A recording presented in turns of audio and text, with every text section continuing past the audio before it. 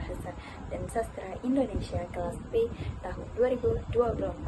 Pada kesempatan kali ini, saya akan menyampaikan resume saya hasil dari mengikuti seminar Diklisa 10 yang mengangkat tema penelitian dan pengembangan sastra serta folklore di era digital.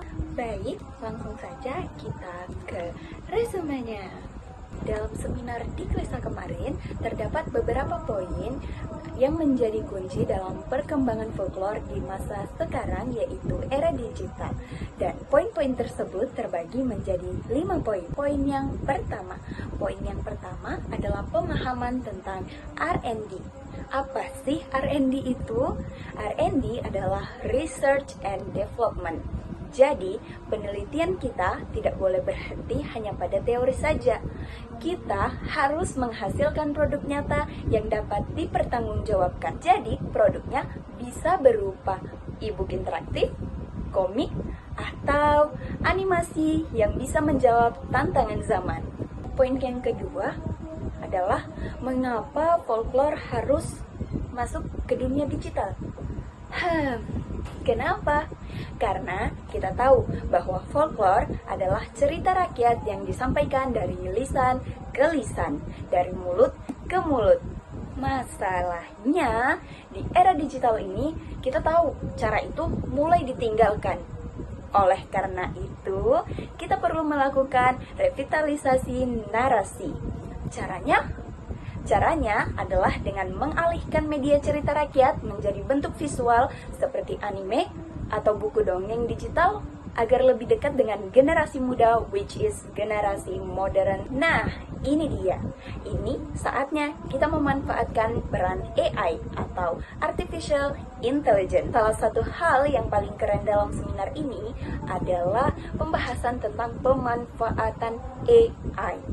Sekarang kita tuh bisa menggunakan AI untuk mengubah text to image atau text to video.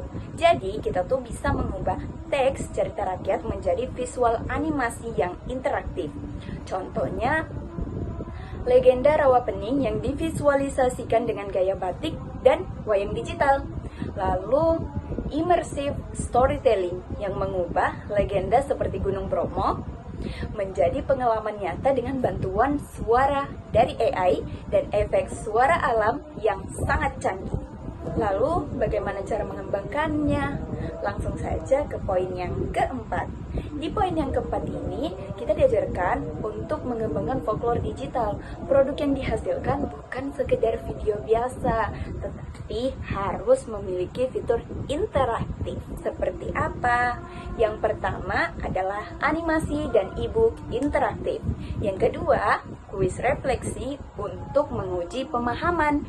Yang ketiga, forum diskusi virtual agar pembaca menjadi partisipan yang aktif. Lalu, tahapan pengembangannya bagaimana?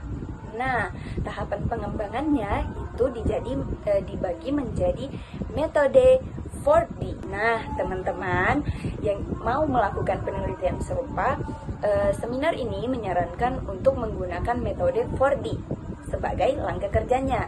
Apa sih 4D ini? Mari kita bahas bersama. Yang pertama adalah define atau menganalisis kebutuhan dan mendokumentasi folklore lisan melalui wawancara atau rekaman.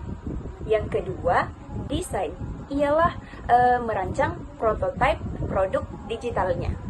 Yang ketiga, develop atau mengembangkan produk, melakukan validasi ahli hingga menguji keefektifannya di kelas-kelas, bisa ke kelas kuliah atau kelas SMA. Yang keempat adalah disseminate, ialah menyebarluaskan hasil karya tersebut ke forum ilmiah atau ke publik.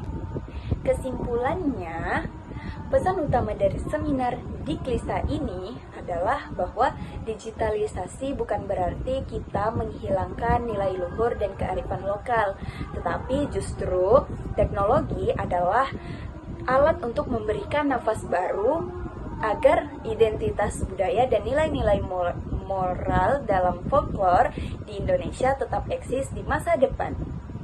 Baik, itu saja yang bisa saya sampaikan. Wassalamualaikum warahmatullahi wabarakatuh.